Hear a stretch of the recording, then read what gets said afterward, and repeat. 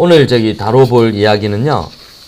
그 위헌 판결에 관해서 두 가지 이슈를 좀 얘기해 보려고 합니다. 위헌 결정. 위헌 결정. 네. 네, 위헌 결정. 하나는 조금 오래된 위헌 결정인데 뭐 어떤 건지 아마 감을 잡으실 것 같고요. 그리고 먼저 다뤄볼 내용이 이 그 태아감별 금지법 있잖아요. 의료법. 그게 위헌 결정이 났어요. 그래서 이제 산부인과 가서 이제 아들인지 딸인지 마음껏 물어보셔도 됩니다. 예. 그 이렇게 해도 사실 현실에서는 의사 선생님들이 힌트를 막 주셨잖아요. 네네. 근데 이제 힌트 안 주시고 직접적으로 뭐 딸입니다, 아들입니다 이렇게 이제 말해도 되는 거예요. 네. 이게 그 위헌 결정이 나잖아요. 네. 그러면 그 완전 그날부터 바로 그날부터 바로 그 가능하는 거예요? 네. 그 즉시 이 의료법 20조 2항에 이렇게 돼 있거든요. 의료인은 임신 32주 이전에 태아나 인부를 진찰하거나 검사하면서 알게 된 성을, 태아의 성을 인부나 인부의 가족, 그 밖에 다른 사람이 알게 해서는 안 된다. 이런 규정이 있는데 어제 위헌 결정으로 인해서 이 규정 완전히 어제부터 그냥 끝난 거예요. 그래서 아무런 효력이 없기 때문에 사실 이걸로 뭐 이제 뭐 처벌받거나 이런 거 당연히 없고 이 조항은 이제 법률적으로 효력이 없어서 언제든지 이제 말씀을 하셔도 되고 여러분들께서도 만약에 임신 기간 중에 있다 하면은 물어보셔도 전혀 문제가 없습니다. 우리가 이제 이 태아감별 막 그 딸인지 아들인지 물어보는 거는 예전 저희 부모 세대들이 이제 남아 선호 사상이 한창 많을 때 그때 이제 아들 낳고 싶은 마음에 네. 물어보고 맞아요. 뭐 딸이면 또 막 낙태를 하기도 하고 그랬었잖아요. 네. 그럴 때는 되게 의미 있었던 그럴 수 있죠. 조항인 것 같은데 지금은 사실 그렇지 않지 않아요? 네. 지금은 좀 오히려 성별을 선호하는 게 딸을 더 선호하는 걸로 진짜 바뀐 것 같고 네네. 뭐 아들만 막 둘, 셋 있는 엄마들이 가장 딸 갖고 싶어해서 근데 딸이라는 보장이 없으니까 또 못 낳겠다는 얘기 되게 많이 하시고 주변에 보면 진짜 이제 완전 거꾸로 완전히 됐네. 반대인 거죠. 그래서 그리고 또 너무 지금 또 저출산 맞아요. 시기에 네.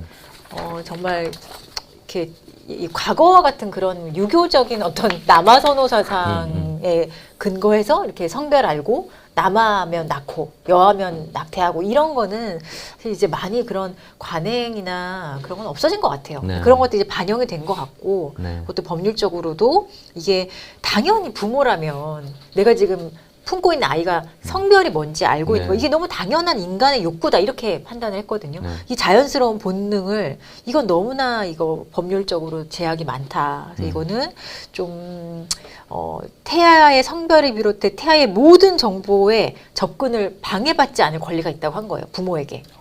근데 그게 이렇게 막 이 조항으로 너무 제한이 됐잖아요. 그래서 이거는 뭔가 현저히 좀 불합리하고 불공정하다라고 봐서 위헌이다, 헌법에 반한다 이렇게 결정을 한 겁니다. 어제. 정말 너무 구닥다리 법 같아요. 그거는. 그렇죠. 이게 사실 저만 해도 저기 첫째 낳고 할 때는 정말 그 병원에서는 이 32주까지 안 알려줬단 말이에요. 근데 이후에 알려주니까 이미 막 만삭이고 한데 성별을 말해주니까 되게 당황스럽더라고요. 저는 사실 첫째 아이가 너무 이런 느낌이나 이런 게 아들일 줄 알았는데 8개월에 갑자기 딸이라고 하니까 그게 되게 마음을 다시 먹어야 되는 그런 느낌도 있고 막 옷을 남자 옷 같은 걸로 준비해 놨던 거 아니에요? 옷은 그렇게 뭐 옷이야 뭐 그냥 입히면 되니까 애기가 모르니까 근데 뭔가 뭐 이렇게 느낌이 있잖아요. 뭐 태동이나 얘가 이렇게 좀 남자인가? 근데 첫애잖아요. 네. 그냥 느낌, 그냥 저의 느낌적 느낌이었는데 느낌적 느낌이 바램 아니었었어요. 그래 아들은 낳고 싶었나? 근데 그런 건 아니었는데 저는 하여튼 저는 아들일 거라 생각했는데 딸이라고 해서 되게 신기하기도 하고 놀랍기도 하고 뭐 이랬거든요. 근데 둘째 나올 때는 의사 선생님이 되게 빨리 힌트를 주셨어요. 요즘 뭐 딸이어서 저희나 저희 부모님 세대들도 조금 그런 게 있었긴 있었던 것 같은데 지금 이제 가임기 정도 되는 세대들은 이제 이런 거는 전혀 없을 것 같아요. 1990년 기준으로 보면 정말 남아선호 사상이 얼마나 심했는지 이게 좀 기준치가 나오는 게 있거든요. 이 되게 재미나가지고 한번 말씀드려 볼게요.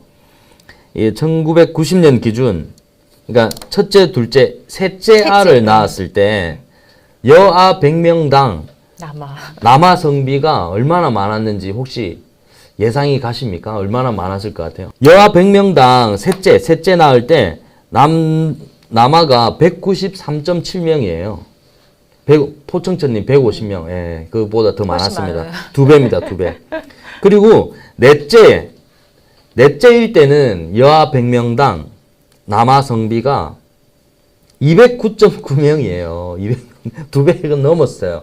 이게 정말 심했다라는 걸 알겠죠. 그러면 낙태를 했다는 얘기잖아요. 그러니까요. 이렇게 될 수가 자연적으로 이건 불가능하잖아요. 그거 불가능하잖아요. 네. 그러니까 거의 남자애가 2배 이상 많이 네네. 태어나는 거라. 그러니까 이때는 정말 네. 그 태아 성관별 금지법이 네. 필요했던 게 맞는 것 같아요. 필요했던 것 같아요. 네. 그러니까 입법이라는 게 있는데 그 입법이 필요한 이유는 분명히 있었던 거죠. 네네.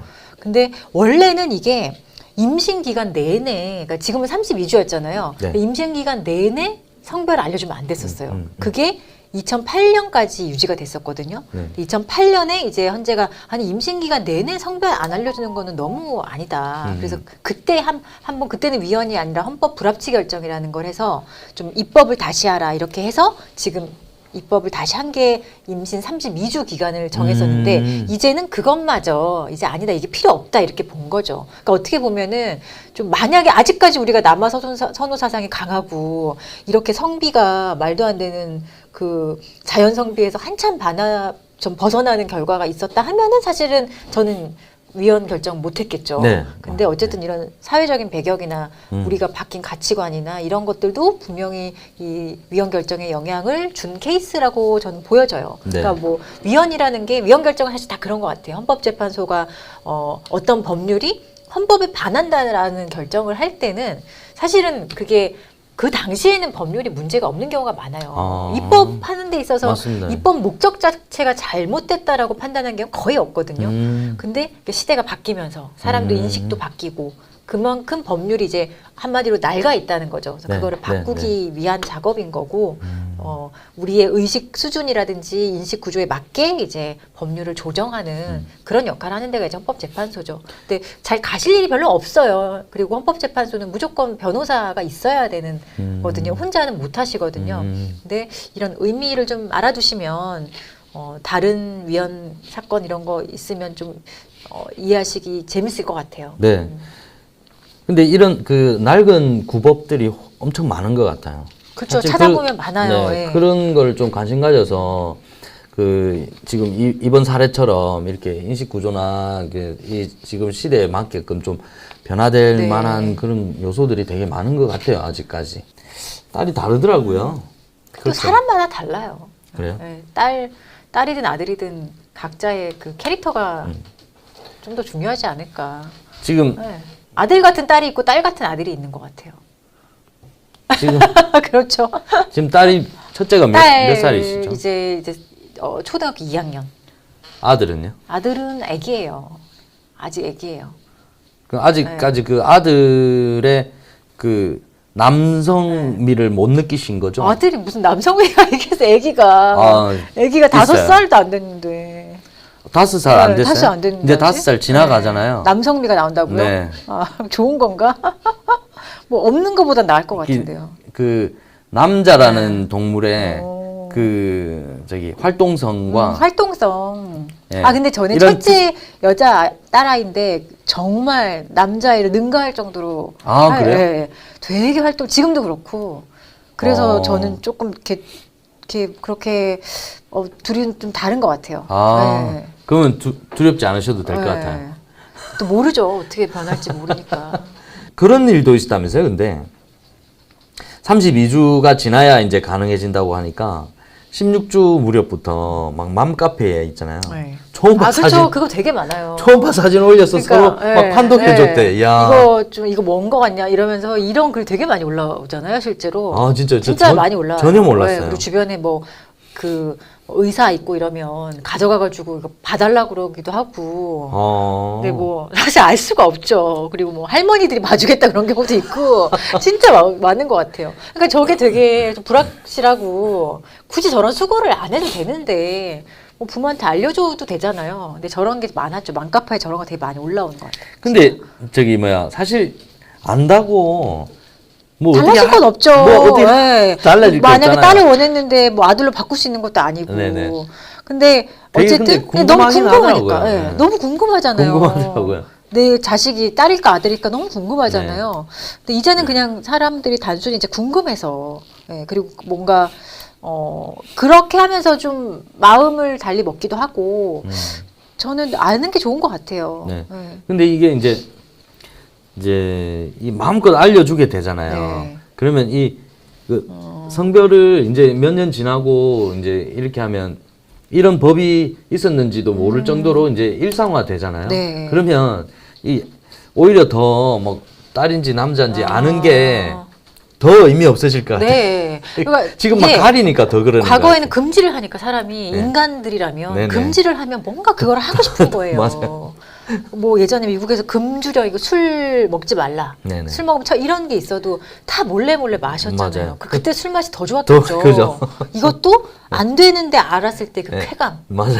그것도 있는 거예요. 네, 이게 그래서 뭐 대단한 범죄가 아니기 때문에. 네, 그래서 사실 나중에 이 이야기들이 되게 재밌는 이야기거리가 될 것 같아요. 야, 이런 게 엄마 아빠 있었다. 때는 아들인지 딸인지 안 가르쳐 줘가지고 그냥 분홍색 옷, 파란색 옷 이런 얘기하고 왕자님 맞아요. 뭐 잘생겼다, 이쁘다 이런 걸로 구분하고 그랬다는 보면 이야기가 그 어떤 의사가 그렇게 말해주는 힌트를 또 못 알아들어서 그 힌트를 되게 또 어떻게 해석해야 하냐고 물어보는 사람도 되게 많아요. 아 진짜. 네. 그러니까 좀 전형적인 힌트를 안 주시는 의사도 있겠죠. 그러니까 이게 되게 우스웠던 것 같아요. 과거에 뭐 한 시대에 네네. 뭐 이렇게 재밌는 얘기거리가 될 수 있을 것 같아요. 될 것 같아요. 네. 네. 작년 출산율이 그러니까요. 또 최저 네. 0.65명인가? 정말 너무 낮은 거. 네. 그러니까 오늘 일본에 아까 이렇게 오는데 KBS 뉴스에 얘기해 주는데 메인 뉴스가 니혼 게이자이 신문에서 탑 뉴스로 한국의 저출산율을 딱 찍고 이게 일본에도 시사하는 바가 크다. 그렇게 엄청나게 크게 다뤘대요. 한국의 지금 상황에 대해서. 그래서 지금 한국의 저출산 그 표지는 전 세계적인 이슈인 것 같아요. 네. 근데 진짜 너무 황당한 것 같아요. 그 원인은 그냥 너무 다들 사는 게 힘들고 치열한 경쟁 뭐 이런 것들을 또 일본도 원인을 꼽았다 하더라고요. 와, 근데 0.65면 정말 진짜 낮은 건데, 그죠? 네. 네. 근데 그러니까- 이거 어떻게 다시 되돌리겠어요? 이 사람들이 인식이 바뀌지 않으면 저는 아무런 그 어떤 정책도 좀 유효하지 않을 것 같아요. 이미 시기가 좀 많이 지난 것 같아요. 네. 그 저출산이 진짜 큰 문제예요. 이 국가 경쟁력 자체가 이제 그러니까 소멸되는 거죠, 너무- 나라가. 네, 나라가 소멸되는 거니까. 우리가 이제 왜 내가 다니던 대학교, 뭐 초등학교 이런 게 없어지면 네, 되게 마음 없어지겠죠. 아프잖아요. 뭐 대학부터 많이 없어진다고 네네. 그러잖아요. 근데 왜냐하면 애들이 반 이상 없으니까요. 네네. 학교 뭘로 채우겠어요? 외국인 데려오는 것도 맞아요. 한계가 있지. 네. 지금도 이미 지방의 일부 대학은 막 통폐합하고 네. 그렇게 좀 경영이 어렵고 교수님들도 되게 많이 잘리고 있고 네. 그렇더라고요. 그러니까 이제 뭔가 나의 과거가 없어지는 것 같고 막 그런데 이게 기사네. 그렇지. 이 신입생 나라가 연구병. 없어진다고 아, 생각하면 와 진짜 정말 많네. 서울에서도 폐교하는 학교 생겼잖아요. 서울에서 네, 서울에도 생겼어요. 서울에 무슨 고등학교도 몇 개 없어지고 이미 생겼어요. 서울에도. 전국의 초등학교 181 곳에서 올해 1학년 신입생 0명이라고? 181곳에서 올해 신입생 0명이에요? 맞지, 맞아요. 근데 왜냐면 그냥 단순히 그냥 산술적으로도 애들이 너무 많이 없어요. 그냥 그 2015년 이후로 계속 감소하거든요. 15년이 마지막 연도예요. 그때를부터 계속 감소하는데 뭐 사실 저희들 뭐 대학 가고 이랬을 때 수험생들 뭐 80만, 90만 뭐 이랬는데 지금 뭐 20년 최근에 태어난 애들 대학 갈 때 30만, 20만도 안 되지 않나요? 네. 그러면은 진짜 그 학교가 어떻게 돼 있어요? 학교가 필요가 없는 거죠. 왜 이렇게 애를 안 낳을까요? 다들 그렇다. 내가 이렇게 힘든 걸 우리 자식에게 돌려주고 싶지 않다. 대물림하고 싶지 않다. 그게 가장 크다고 하잖아요. 이렇게 사는, 그러니까 지금 삶에 불만족스러우니까 만약에 되게 삶이 만족스럽고 풍요롭고 행복하면 아이도 낳는 건 되게 자연스럽게 생각할 것 같거든요. 근데 내가 너무 살기 힘들고 괴롭고 이 사회에 불만도 많고 여기서 살아남기 어려울 것 같고 그런 똑같은 것들을 다음 세대인 자식들에게 알려주는 게 너무 이기적이라고 생각하는 거죠, 사람들이. 근데 어떻게 보면은 저출산이 이런 상황에서의 되게 인간의 합리적인 선택일 수도 있다고 저는 생각하거든요. 근데 물론 이제 저출산이 되게 되면 그 많은 기반들이 무너지는 거 그게 가장 저는 무서운 일인 것 맞아요. 같아요. 네. 뭐 예를 들어 소아 청소년과를 담당하는 전문 의사들이 이제 없어진다거나 그런 시스템 자체가 붕괴되는 게 가장 두렵지만 근데 어떻게 보면 그냥 지금 시대의 인간들의 그냥 합리적인 선택 같거든요. 좋으면 당연히 낫겠죠. 그리고 살기 너무 어렵고 그리고 와. 빈부 격차도 너무 심해지고 제가 이제 한창 이제 사회생활을 시작할 때나 이럴 때를 생각해 보면 그렇게 뭐 사회에 불만족스럽고 뭐 이런 복잡한 생각을 할 여력이 없었어요. 그냥 그 뭐 조금 받는 월급으로 그냥 어떻게 앞으로 살아가야 되나, 내가 얼마나 더 많은 월급을 받을 수 있을까. 앞으로 그게 복잡한 생각이지. 그, 왜? 뭐, 왜? 그러니까 이제- 그런 생각조차 없으면 아무 생각 없는 거지. 그러니까 그렇게 막 뭐 네. 사회 불평 뭐 이런 거보다 어쨌든 내 앞길, 그렇죠. 내 앞가름하는 게. 근데 그거 돼. 희망이 있으면 사람들이 산단 말이에요. 어려워도. 근데 그게 희망이 네. 없었어요. 그다지. 희망이 없었지만 꿋꿋이 살았다. 그렇죠. 그래서 지금의 이 석권의리를 또 만드시고 아니 성공했네. 뭔가 네. 거창하게 이게 뭐 나는 이렇게 될 거야 비전이 있다거나 희망을 본다거나 이런 여유가 없었어요 마음에. 왜냐면 뭐 도움 받을 수 있거나 그런 상황들도 전혀 아니고 어쨌든 오롯이 혼자 이렇게 해야 되니까. 그렇네요. 그런데 이제 막 방송 일 나이 먹고 이제 28, 9대 시작했단 말이에요. 근데 80만 원 받고 그랬는데 이제 그러니까 나이는 내일 모레 이제 30이 가까이 가는데 80만 원 받고 이렇게 일을 시작했잖아요. 그러니까 뭐 막막하죠. 과연 이거를 내가 10년 했을 때 과연 내 월급을 얼마나 될까. 그러니까 막연한 그런 예. 저는 이제 뭐 사람은 다 자기가 겪은 그 경험 내에서 이렇게 생각하잖아요. 판단하고. 그렇게 봤을 때 요즘 젊은 사람들이 뭐 대부분 보통 그렇지 않을까? 집에서 막 이렇게 많이 도와주는 사람들 외에는 뭐 비슷한 처지가 아닐까? 그럼 그러니까 정말 여유 없어요. 지금 10대, 20대까지의 세대가 우리 역사적으로 대한민국 이래에 가장 부모 세대보다 더 가난한 세대라고 하잖아요. 그러니까 일단 되게 힘든 거예요. 살기 힘들고. 네. 그리고 저는 그냥 이 소셜 미디어의 이 폭증도 영향을 준 것 같은데 저도 그렇게 생각해요. 너무 다른 사람의 그 행복한 행복한 모먼트, 삶만- 그 순간을 정말 실제한다고 생각을 그러니까. 하는 경우도 있고 나는 지금 너무 괴롭고 우울하고 아. 취업도 안 돼서 괴로운데 쟤는 막 해외여행 다니고 막 좋은 데 가고 행복한 사진 올리고 근데 소셜미디어에 우울한 사진은 많이 올리지 않잖아요. 네네. 근데 그런 것들 그리고 남들이 어떻게 사는지 되게 좀 자세히 이제 볼 수 있는 기회가 많잖아요. 그러다 보니까 그냥 자연스러운 차이도 이게 되게 좀 부당하다고 느끼는 경우도 많고 나의 처지를 너무 더 비관해서 생각하는 경우도 많은 것 같아요. 특히 아, 내가 그러네요. 저는 소셜미디어의 문제가 되게 큰 것 같아요. 저는 소셜 미디어를 잘 안 하거든요. 저도 안 해요. 예, 저도 네, 없어요. 저는 계정이 없어요. 카톡밖에는 안 네. 하는데 그 페이스북은 뭐 이제 뭐 아주 가끔 막 홍보를 위해 사용하는 것밖에 이외에는 없는데 말씀 들어보니까 그럴 것 같아요. 그때 당시 내가 이제 힘들고 또래들 내가 아직 자리를 못 잡고 이럴 때는 또래들 막 보게 되잖아요. 네, 싸이월드. 싸이월드 그런 거 보잖아요. 맞아요. 네. 그럴 때 이렇게 상대적인 좀 박탈감.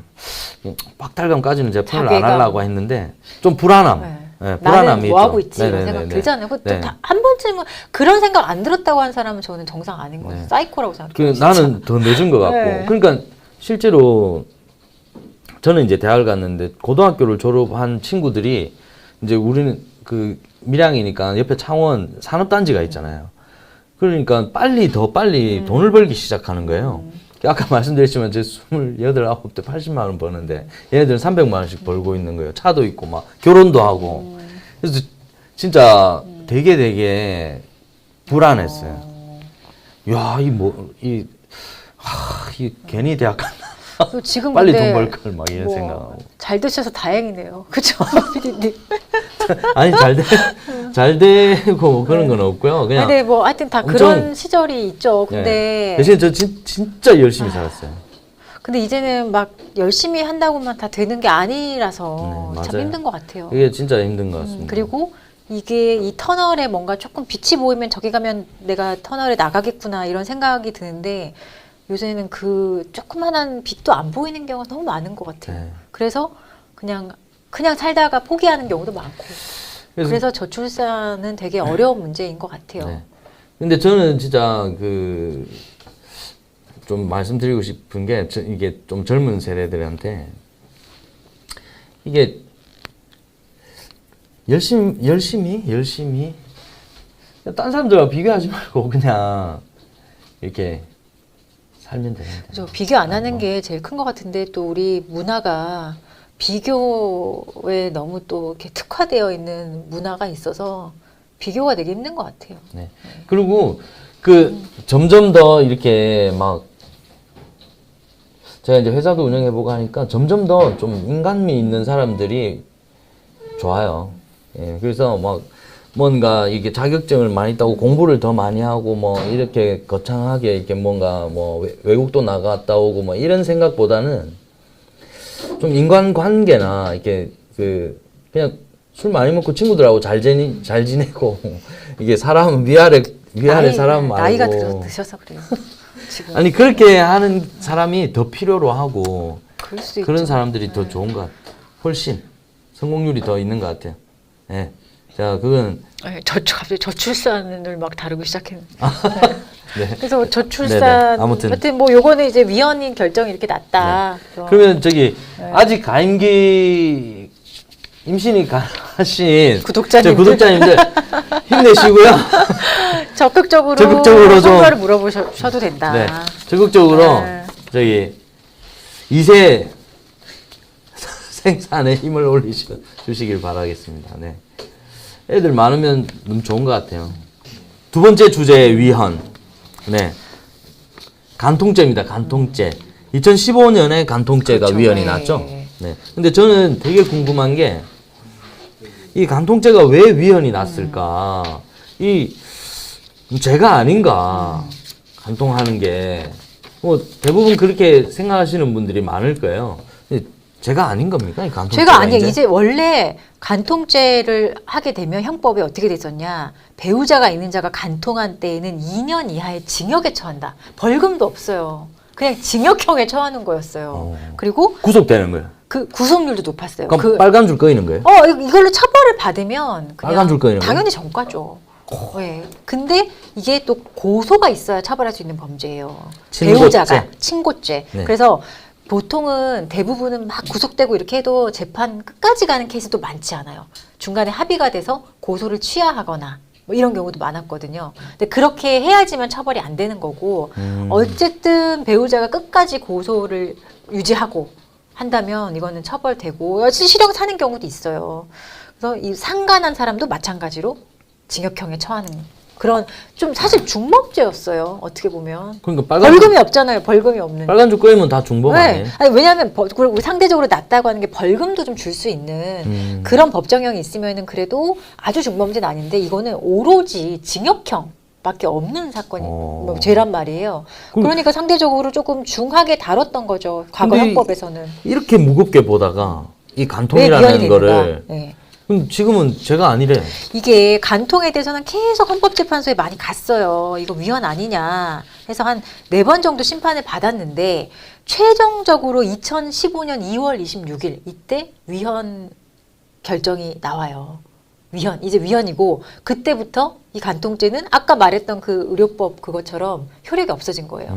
그래서 그때까지 이제 처벌받으신 분 있잖아요. 실제로 과거에 네네. 그런 분들은 재심으로 다시 이제 무죄가 되실 수도 있고 어, 구속이 진짜요? 됐다면 형사 보상을 받을 수도 있어요. 그래서 재심 이게 간통죄 위헌되고 나서 저는 이때 딱 요때 그 지난 다니던 로펌을 나와서 딱 개업을 했을 시점이에요. 근데 과거 이제 로펌에 간통죄로 처벌되셨던 의뢰인 분들이 많이 전화가 왔어요. 재심 청구하고 싶다고. 재심 청구되면 무죄니까 전과가 사라지는 거잖아요. 근데 재심을 할 수 있는 기회가 이렇게 많지 않아요. 살다가 천운을 만난 거죠. 어쨌든 간통죄가 위헌이 되는 그런 세상을 어쨌든 경험을 하셨으니 그런 문의가 되게 많았었어요. 그때 그 당시에 네. 재심 청구해서 다시 그냥 이제 죄 없는 걸로 돌리고 싶다라고 요청하시는 분도 많았어요. 이야, 그런데 그러면 이제 요 질문 드리기 전에 네. 잠깐만 옆으로 가지를 살짝만 뻗으면 이 징역 살잖아요. 그러면 이 그 배우자가 고소를 해야 된다 하셨잖아요. 네. 그럼 배우자가 고소를 해서 징역을 살렸어. 네. 그리고 다시 이혼 안 하고 사는 경우가 있었어요. 아, 없어요. 왜냐하면 이때 간통죄로 고소를 하려면 그 당시에는 이혼이 전제가 되거나 아니면 이혼 소송을 제기했거나 아니면 이미 이혼을 해서 혼인이 없어져야 되거나 그 전제가 있어야 됐어요. 그래서 보통은 이제 겁주려고 이혼 소송 제기하고 간통죄 고소했다가 좀 합의가 되거나 이렇게 하면은 다시 그냥 이거 고소 취하면 그냥 끝나는 범죄니까. 그러니까 이걸 그냥 이용하는 경우도 되게 많았죠. 그래요? 이혼의 어떤 유리한 고지를 차지하기 위해서 또는 합의에 유리한 고지를 차지하기 위해서 간통죄를 조금 활용하는 경향도 없지 않아 있었어요, 사실은. 그래서 그런 것들이 이게 과연 근데 사실 되게 큰 수단인 거죠. 잘못한 사람 입장에서는 이것만큼 확실한 게 어디 있어요? 맞아요. 너 간통죄, 너 범죄자야. 네. 너 내 말 안 들으면 너는 네. 빨간 줄 끄이는 거야. 이런 식으로 이제 협박할 수 있는 거고 또 그런 과정에서 또 나쁜 놈들, 브로커 같은 사람들 껴가지고 간통죄를 먼저 잡아내서 그런 식으로 협박하는 사람 되게 많았어요. 이거 너네 배우자한테 알릴 거다라고 하면서 네. 돈을 뜯어내는 사람도 많았고 이 간통죄가 그래서 조금 여러 가지로 좀 악용되거나 활용되는 경우도 있었어요, 사실은. 네. 그러면 그렇게 큰 죄로 다루다가 왜 이게 없어졌냐? 네, 왜 없어지는 거예요? 일단 가장 기본적인 논리는 이게 그 어떤 좀 결혼과 성에 관해서는 국민들의 인식이 과거하고는 많이 바뀌었다. 이게 물론 뭐 개인이 이렇게 결혼하면은 결혼 상대방에 대해서 지켜야 될 의무나 이런 게 있지만 일단 전 세계적으로 간통죄를 처벌하는 국가가 사실 거의 이상한 나라 빼고는 우리밖에 없었어요. 그 당시에도. 선진국들은 간통죄를 그러니까 한마디로 그 범죄로 보진 않았다는 거죠. 막 형벌을 내리고 막 깜빵에 보내고 이런 게 아니면 다른 식으로 해결하는 방법이 있었다는 거죠. 뭐 민사적으로 배상을 한다든지 뭐 이혼을 한다든지 이혼하는데 더 배상을 많이 해준다든지 이런 식으로.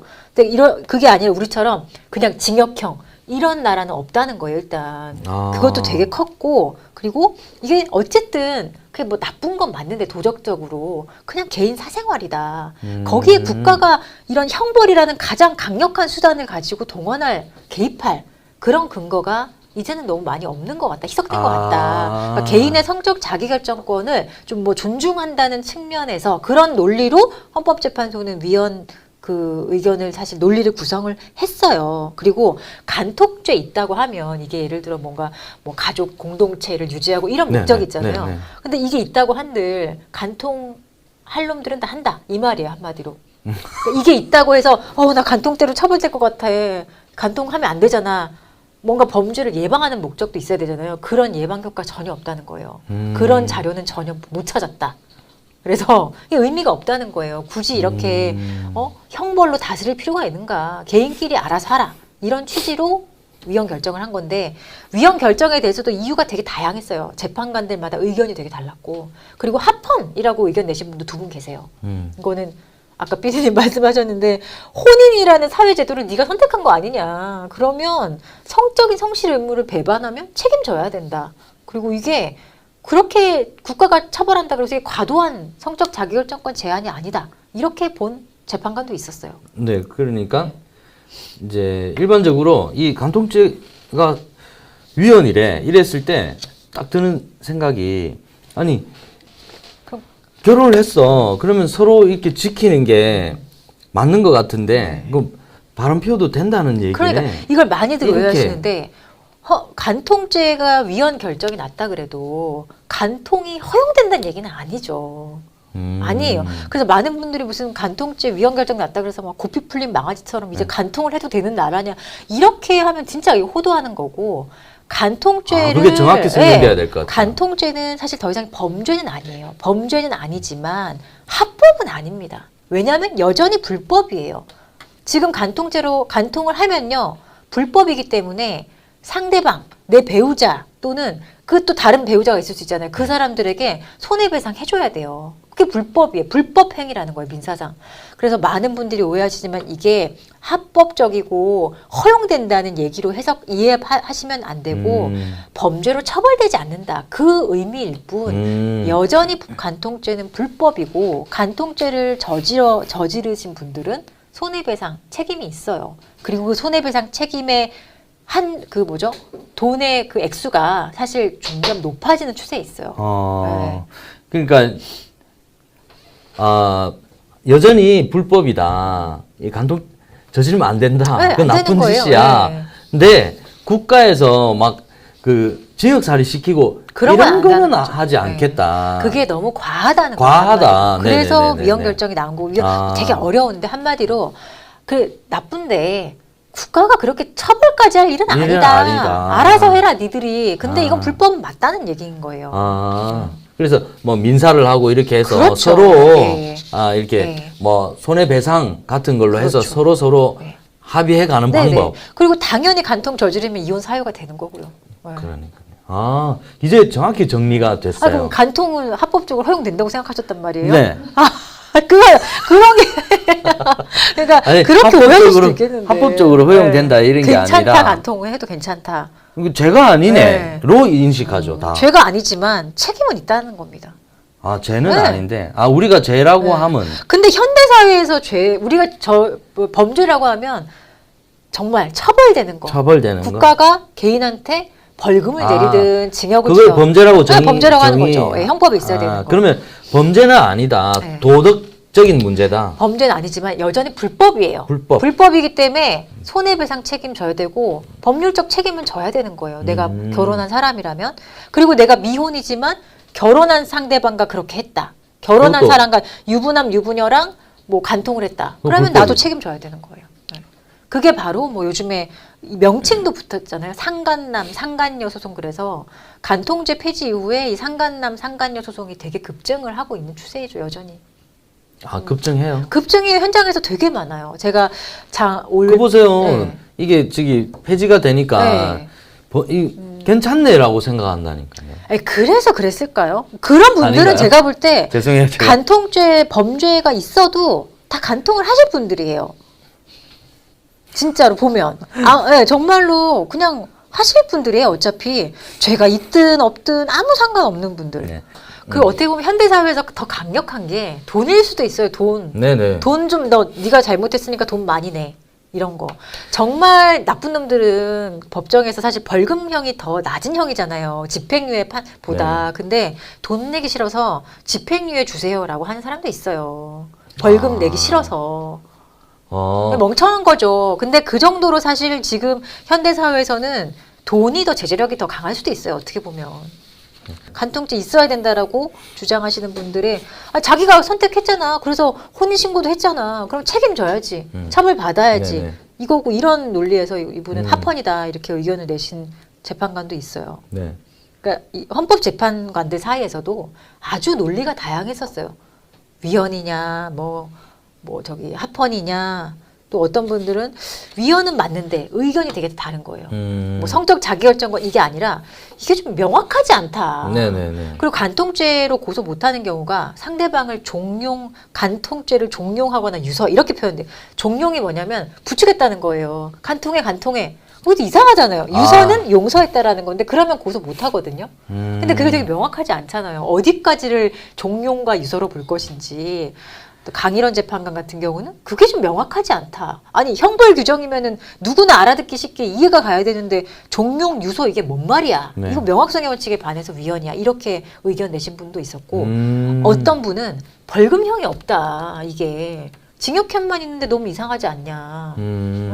그리고 미혼이 상간했을 때도 있고 기혼자들이 했을 때 있는데 그 똑같이 처벌하는 거 좀 이상하지 않냐. 미혼은 누구에게 뭐 어떤 성실 의무를 택할 사람이 없잖아요. 대상이. 그렇잖아요. 근데 자기는 결혼하지 않았으니까. 근데 그 상대의 가정에 그렇죠. 그런 불화를 책임이 있는데 끼치는. 그런 책임도 너무 이게 일괄적으로 본다는 거죠.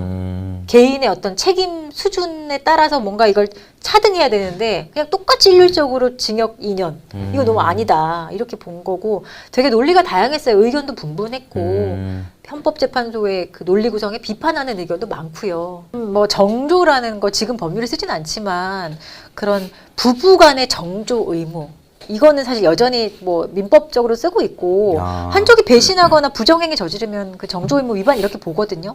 근데 예전에 이제 뭐 성범죄 같은 경우도 정조의 문제로 바라봤던 시기가 있었던 거죠. 예, 근데 간통도 어쨌든 이게 좀 또 과하다는 겁니다. 한마디로 국가가 형벌권까지 동원해서 이렇게 막 개인 사생활에 개입할 필요가 있느냐. 네네. 근데 아무튼 그런 거 이걸 기점으로 해서 좀 위자료 수준 이런 것도 조금 높아지는 추세이기도 하고 또 되게 그 제가 올 초 한까지 1월까지만 해도 한 3년 정도, 4년 정도 법원에서 일주일에 한 번씩 이제 조정위원으로 조정을 가거든요. 근데 거기에 가면 정말 많은 사건 유형이 있는데 가장 많은 유형 중에 하나가 이런 상간소송. 상간소송은 사실은 그냥 소송 제기해도 일단 조정으로 먼저 보냅니다. 화해하라고. 네. 그러면 저기 보상 실제 지금 배상 금액 네. 어느 정도 이게, 수준인가요? 간통이나 뭐 이렇게 부정행위 기간이나 뭐 정도나 이런 거에 따라 조금 다 달라요. 근데 기본적으로 제가 봤을 때는 1,500만 원 정도는 인정이 되는 것 같아요. 예. 기간이 짧아도 어쨌든 부정행위라고 인정이 된다 하면은 지금 기준은 1,500만 원 전후인 것 같아요. 근데 예를 들어 기간도 아주 막 1년 넘고 2년 넘고 길고 뭐 아직 뭐 함께 여행 갔던 그런 자료 다 나오고 이러면 그러면 3천만 원 넘어가는 경우도 있어요. 예. 꽤 많아요. 그러면 그렇게 되면 어쨌든 이혼까지 가게 될 거 아니에요? 이혼 안 하고 하시는 분도 많아요. 예. 예전에는 간통죄 고사하면 이혼해야 되잖아요. 근데 요즘에는 이렇게 예를 들어 내가 A고 남편이 부정행위를 저질렀어요. 그러면 상대방이 있겠죠. 그 상대방한테 상대방에게 소송하는 거예요. 소송하는 거예요? 근데 난 남편이랑 이혼하진 않아요. 그런 분도 많아요. 네. 네. 그러면 너가 우리 가정에 이만큼 손해를 끼쳤으니까 그렇죠. 네. 내가 배상해. 3천만 원 배상해. 나한테. 네. 이런 거네. 네. 그러면 그 사람이 3천만 원 배상했어. 그러면 이 배우자분은 어느 정도 마음이 풀리고 너 이제 그러지 마 하고 알았어 미안해 하면 같이 사는 거네요. 그렇죠. 근데 또 재밌는 문제가 법률적으로 불법 행위잖아요. 그러면 저 상간 소송 당한 그 여자만 그 불법 행위를 했냐? 내 남편이랑 같이 했잖아요. 네. 그럼 둘이 공동으로 불법 행위를 했단 말이에요. 상간 소송이 상간녀가 나한테 만약에 3천만 원 배상해줘요. 그러면 이 배상해준 이 사람은 함께 부정행위를 했던 그 상대방 남편한테 또 너도 같이 했잖아. 50% 1,500만 원 너도 나한테 구상권을 행사할 수 있어요. 그래서 조정할 때는 요거를 싹 한 큐에 해결을 하죠. 구상권 행사하지 않고 금액을 좀 조정하는 방식으로 하는데 그런 식으로 조정을 많이 해요. 근데 구상권이라는 문제가 남아 있어요. 둘이 같이 했으니까. 근데 그건 되게 말이 되네요. 그리고 또 그런 어떤 게 있냐면 내 남편과 또 부정행위를 저지른 어떤 사람 상대방이 있다고 쳐요. 그 여성 3천만 원 배상 판결 나왔어요. 우리 남편이 그 돈을 대신 갚아주는 거예요. 그러면 결국에 아무 의미가 없죠. 그러면 내 돈이 들어갔다가 결국에 남편이 그걸 또 갚아주는 거예요. 그러니까 이게 끝이 안 나요, 사실은 정말로. 이게 무슨 의미가 있어요? 소송이 뭔가 갈등을 해결하려고 오는 건데 이렇게 되면 무한 반복인 거예요. 끝이 안 나요. 그러면 그냥 이런 게 많죠. 그래서 이런 것들을 이 부인만 억울하네. 네, 뭐 나중에 조정하거나 화해하거나 이럴 때 한 큐에 다 잡아야 돼요. 그런 것들을. 그냥 쇼를 하는 거네요. 그냥 법원 쇼를 가서. 위해서 하시는 경우도 있어요. 네. 그래서 이게 이런 행동까지 하는 사람이라면 같이 살 이유가 없는 거죠. 이유 없죠. 근데 이런 사람도 많다는 거예요. 실제로. 근데 어떻게 그게 그러니까 너무 자기 애도 있고. 네. 그리고 뭐 결혼을 한 분들은 이렇게 하는 이유도 충분히 있는데 또 요새 좀 제가 볼 때는 젊은 애들 있죠. 결혼하지 않은 애들이. 저는 그래요. 젊은 애들이고 결혼 안 했으면 되게 여러 상대방 만나볼 수 있잖아요. 근데 나랑 사귀고 있는데 누군가가 뭐 예를 들어 양다리를 걸쳤다. 그것도 소송으로 해결하려고 하는 경향이 있더라고요. 젊은 친구들이 20대 네? 초반인데 참 그거 보고 와, 이 어떻게 되려고 이러나 생각도 들어요, 사실은. 그런 소송도 그게 소송이 가능해요? 예를 들어 동거를 했는데 그 동거 이상 동거가 아니라 우리는 약혼한 사이였다. 근데 그리고 그런 뭐 합의서가 없잖아요. 그게 어려운 소송이죠. 그리고 자기 돈만 깨지는 소송이에요, 실제로. 근데도 상대방 엿먹이려고 그런 소송 제기하는 경우가 꽤나 있더라고요. 그 다음번에는 시간을 더 적극적으로 공지를 하겠습니다. 네. 즐거운 하루 보내십시오.